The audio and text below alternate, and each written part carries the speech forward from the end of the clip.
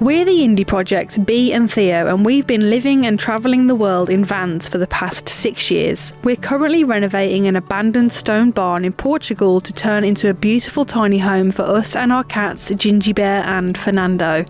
Follow our journey from the very beginning as we document the whole process of creating an off-grid home.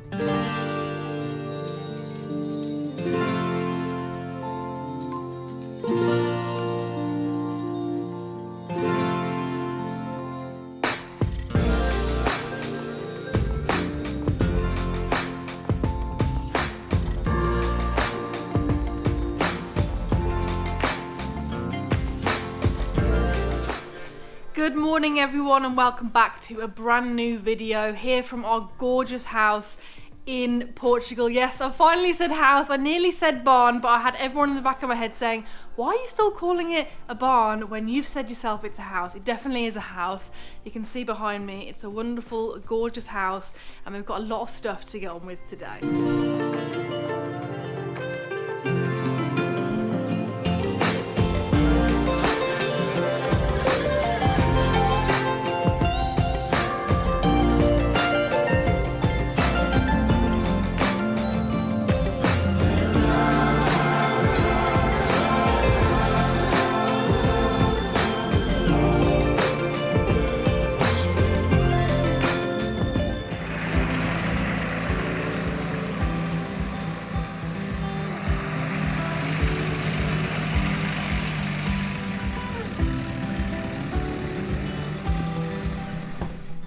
After 3 weeks of waiting, it's finally here.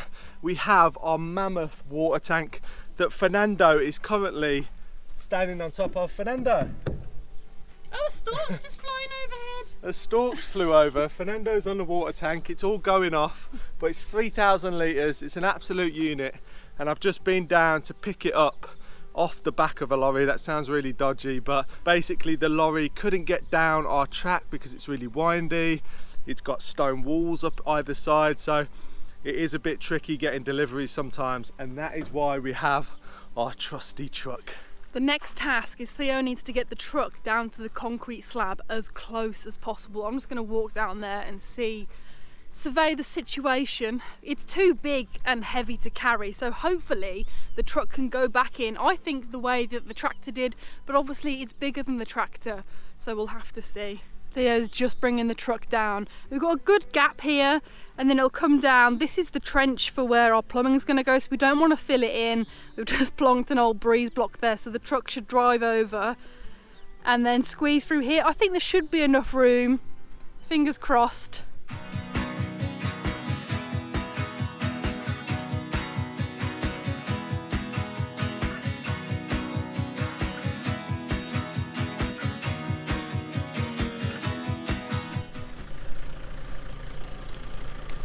Come a bit wider.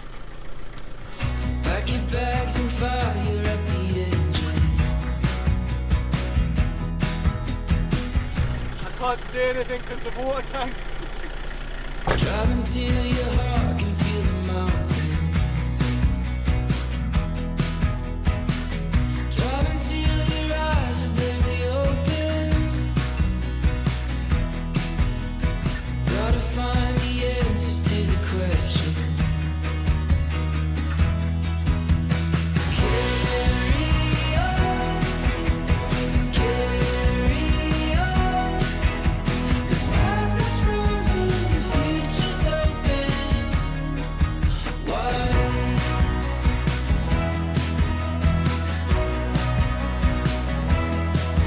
It's in place, just jiggling it around to get it nice and centered onto the actual slab, but there's more than enough room, which is absolutely fantastic. Very happy with how this has all worked out.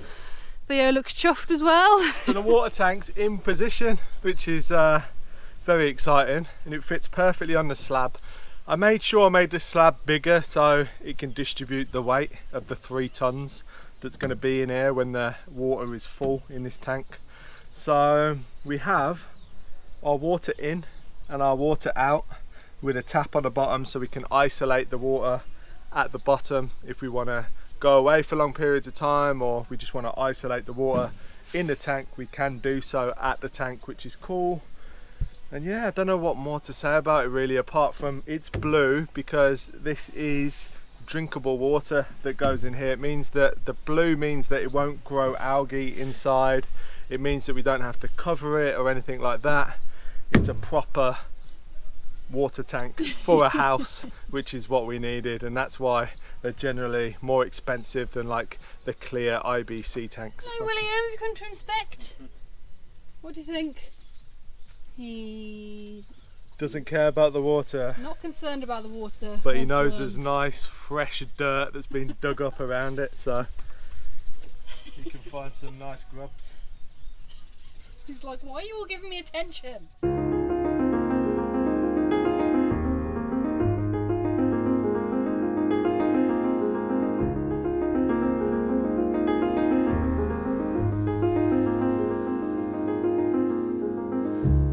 I feel the wind against my puzzled face. I'm really excited that the water tank is now in position and we finally have it all ready to start the plumbing, which is exciting, so I can start thinking about that really soon. But in today's video we're going to answer loads of questions from you guys. So the first question we have, and we get a lot, is whereabouts are we located in Portugal? And we have said this before, but we're in the Castelo Branco region of Portugal. It's very central of the country. It's a lovely, beautiful area full of just farmland, rolling hills. We got some mountains as well. It's a very pretty place, so I definitely recommend checking out Castelo Branco if you are ever coming to Portugal. It's not really on the tourism map. You'd usually go to the Algarve or maybe the big cities like Lisbon and Coimbra and stuff like that, but Castelo Branco is beautiful and I definitely recommend checking it out. A question we get asked an awful lot is, how is our outdoor kitchen getting along? And the answer is it's doing really well, and I actually really enjoy cooking outside, especially during these hotter months, and making food is such a breeze when you're using great tools, and that's where today's sponsor comes in, which is Husk. It has a high quality oak wood handle, ensuring you have the perfect grip. It's also perfectly balanced from blade to handle, making it a comfortable hold. This is especially important as the knife has an incredibly sharp blade. You don't need to worry about the knife slipping when cutting by using unnecessary force. An important factor for me is the weight. The Husk knife weighs in at only 252 grams, making it light and sturdy as well as increasing comfort. The sharpness is a vital feature if you are preparing meat and fish, ensuring a clean cut every time. It's a great knife to take with you camping. If you're interested in your very own Husk knife, they are currently running some fantastic deals over on their website, so all you need to do is click the link in our description to check them out. Another question we've had is, are we getting any more farm animals? And the answer is definitely yes. Not 100% sure when. We're both really keen on the idea of getting a donkey because they're just such wonderful animals. Right now we're not set up for that. I did have to get 2 new chickens the other day because unfortunately my beloved Rizzo passed away in the middle of the night. No idea what happened, but it left William with too few hens, especially because Sage is broody at the moment. So I thought the best thing to do would be to get 2 new hens that needed rehoming, and they're called Patty and Selma, and they've integrated into the flock really nicely. They're beautiful little chickens. They look quite small compared to ours, even though they are also Brahma mix. So it's always something that's on the cards. Never say never. I reckon we'll definitely be getting more animals in the future.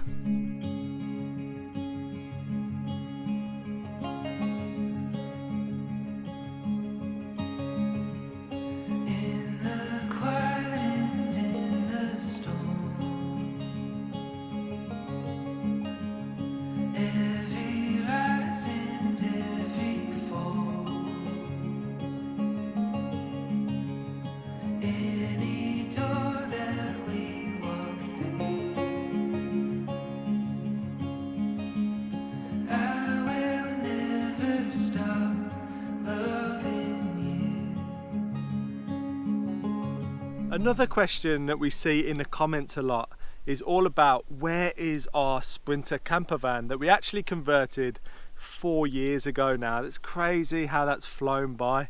We bought this property 5 years ago, So time just seems like it's moving forward at a rapid pace, but we've definitely achieved a lot in that time. The problem is with the camper van we had a huge amount of modifications on it, and unfortunately we couldn't import it from the UK into Portugal and use it legally. So at the moment it's back in the UK in a lockup, waiting to see if it has any adventures for us in the near future. If you've seen inside our barn, you'll know that there's no toilet or shower in there, and we often get questions, where are they? Well, they're just behind me in our beautiful wooden cabin. We've got a composting toilet that we basically have a very, very simple procedure.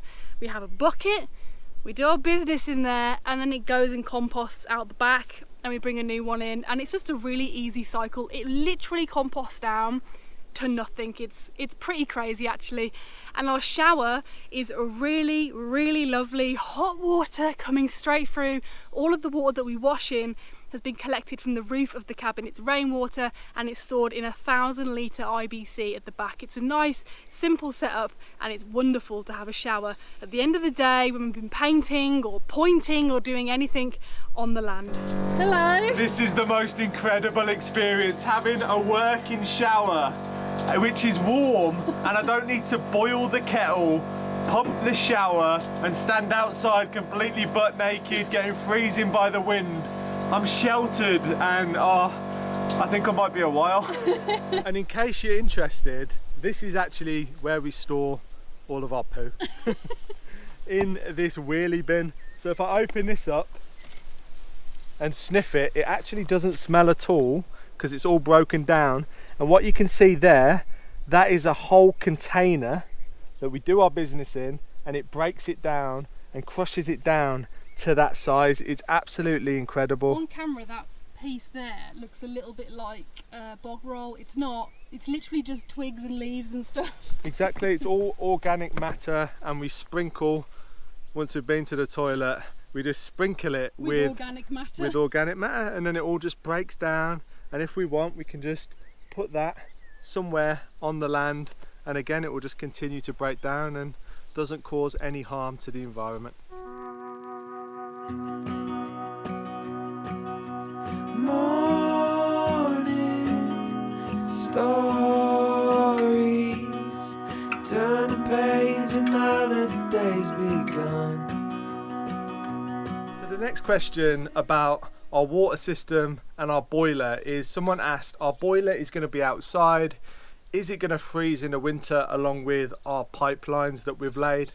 And the answer is no. We're very lucky here in Portugal that we have really mild winters, so we don't need to dig our pipelines far below the ground at all, because we only get a couple of days of frost a year, and when it does freeze it's very minimal. It's not going to be freezing water pipes or water lines or boilers. So yeah, we're very privileged that we live in a nice climate where we don't have to dig literally 2 meters deep into the ground and permafrost and all that kind of stuff. We're very lucky. A really popular question is, are we married, and for how long if we are? Well, we're not married, but we have been together since 2005 and we were both 16. So this year is going to be our 17-year anniversary. We haven't ruled out marriage. It's just something that neither of us are particularly interested in, but I think for maybe bureaucratic reasons we might get married in the future. Not very romantic, I know, but neither of us are too fussed about it, to be fair, and we've been together for this long. I don't really see how marriage is going to make much of a difference. But if you are married, let me know. Is it worth getting married? Or should you just stay as a normal couple without the wedding band? And I do like to wear rings. I know some people probably think this is a wedding ring. It's not. It's just a ring that I made myself, and I like wearing it on this finger and to confuse people. So the next question is all about the greenhouse behind me and what are we going to do with it, because obviously you guys now know that we're going to move everything out of here into our shed once we put it up, and we are going to reuse the greenhouse probably in the future for our garden area, but at the moment it's coming into summer, it's very warm and we don't need it, so we're just going to pack it down and move it out the way, because here where the greenhouse is, that is where very soon I'm going to start building a really big what would you call it? A carport Yeah, carport. for the truck, for the side-by-side, for the tractor. Just somewhere where we can keep the sun off, but also the rain, and keep all of our vehicles in tip-top condition.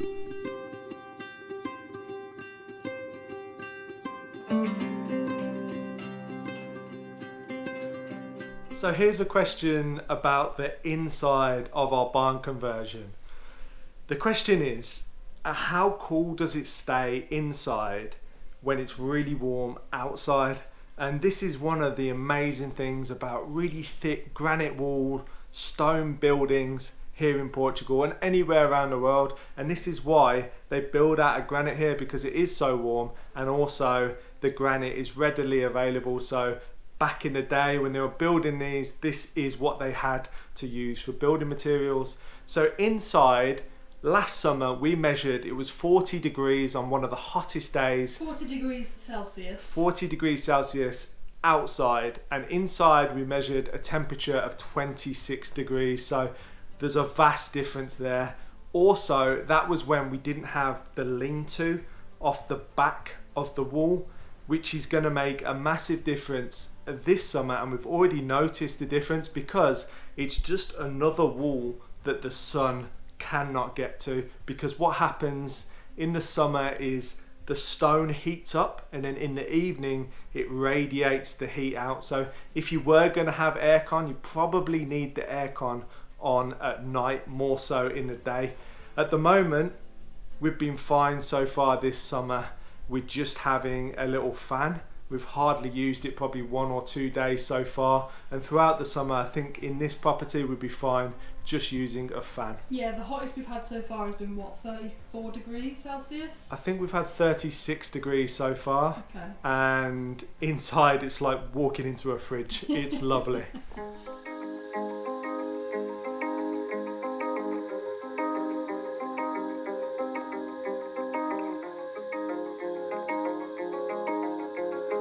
This is a really cute question, and it is, do the cats sleep with us at night? And the answer is yes, they do, and they like to take up the whole bed. Their favourite place to sleep is for Ginjey, it's on our pillows, so she likes to take up the whole pillow, and Furrnando likes to spoon, and that involves getting in between the both of us or sleeping by our feet. So he's very cute, Ginjey's very cute, and it's always really nice waking up in the morning in a cat sandwich squished between them both. They are the best snugglers. And yeah, the question also said, I think Furrnando's a snuggler. You're right, he definitely is, and so is Ginjey.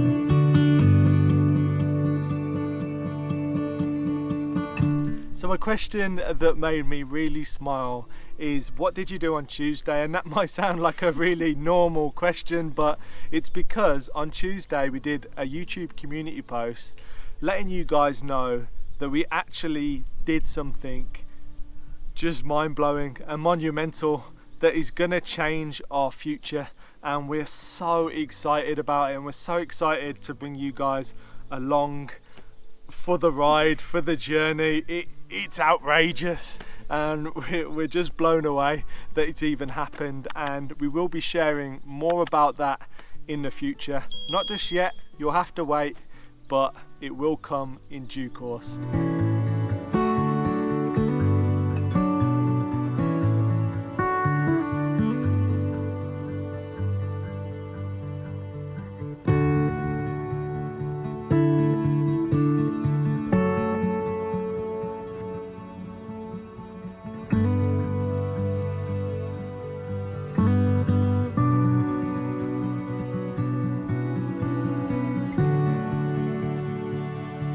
We've been asked, do we have a routine on the homestead? Did we naturally fall into it? And the answer is definitely yes. We've got lots of plants that we have to water.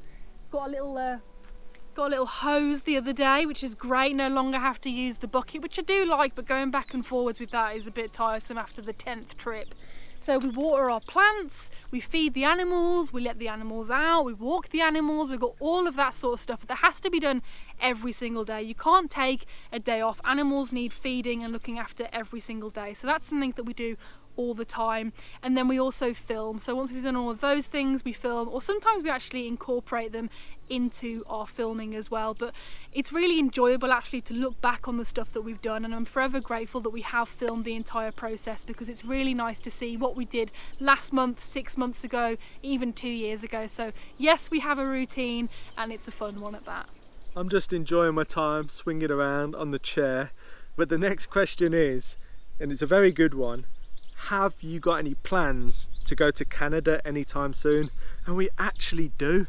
In August, we are going to be flying to Canada for a whole month, probably around the BC, Alberta area. So if you have any tips on places to see and go and explore, we're very excited.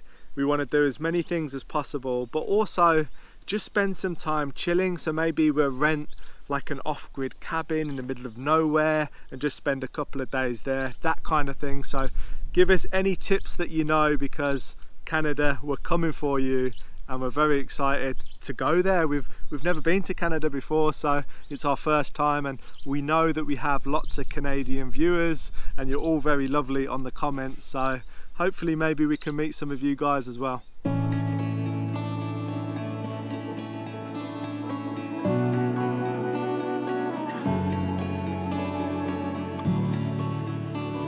So the next question is, what's your favourite things about where you live, and what are the worst things about where you live as well? So I'll start off with the positives, and the positives are definitely, you know, the winter sunshine and the lovely weather pretty much every single day. Also, it's incredibly peaceful, incredibly quiet. I can drive in the car for 15 minutes and not see another car pass me. It's quite unheard of, especially where I'm originally from in the UK. That just wouldn't happen. I don't think you could possibly do that anywhere in the UK. So it's very peaceful out here. There's not many people. It's very unpopulated, which is nice, because I've always wanted to live in a remote area. And the bad things, the only bad thing I can really think of is the summer sun and the crazy heat that we get in the summer. Another question we've had is, do I want to learn how to can? And the answer is definitely yes. I'd never had a garden before this year. I started it at the end of last year and harvested my first cabbages, broccoli, those sorts of things. And it's really important to be able to preserve the food that we're growing. It's an awful shame if it had to go to waste. So there's loads of different ways of preserving the food. You've got onions and all sorts of potatoes and carrots and parsnips that can stay in a thin layer of their soil and live in a cool, dark environment. And then we've got other things that you can that you can jar, that you can pickle, stuff like that. So I'm really interested in doing all of that, because there's no point in growing it and letting it go to waste. The reason why I've not done it is firstly because I hadn't grown it yet, and secondly because we were living in the caravan and had zero space. Now we're in the barn, we've got a lot more area for things like that to be prepared and to be stored. So I'm looking forward to doing that in the future. So the next question is all about water, and if we're worried that in the summer, because we have such hot, dry summers here, are we worried that the water will run out? And the short answer is no, because we've had this property for 5 years now, and we've never come anywhere near close to running out of water. We've got our main well to the left of me, Manuel. He's always pretty much full, and we draw a lot of water from that well. We've also got a secondary water source, which is a spring, that also stays fairly full throughout the summer as well.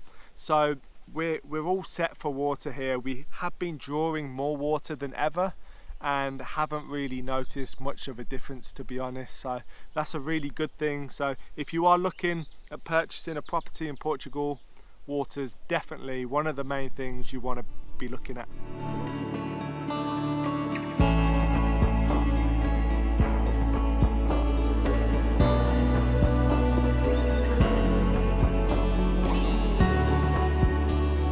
The next question is, have you thought about getting more than 5 acres of land? And it's definitely something that we've thought about. The more that we complete this place and the more projects that we finish, the kind of less space that we actually have.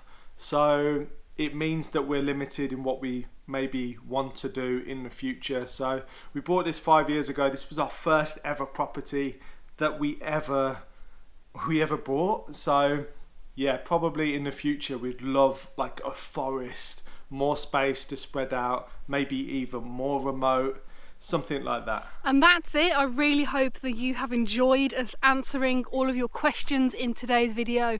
I really do enjoy actually talking about the things that you want to know about. So thank you so much for joining us. Don't forget to follow us on Instagram if you haven't already for up-to-date information, and also join us on Patreon where you can get access to early videos and so much more. So thank you so much for joining us, and we'll see you on the next video.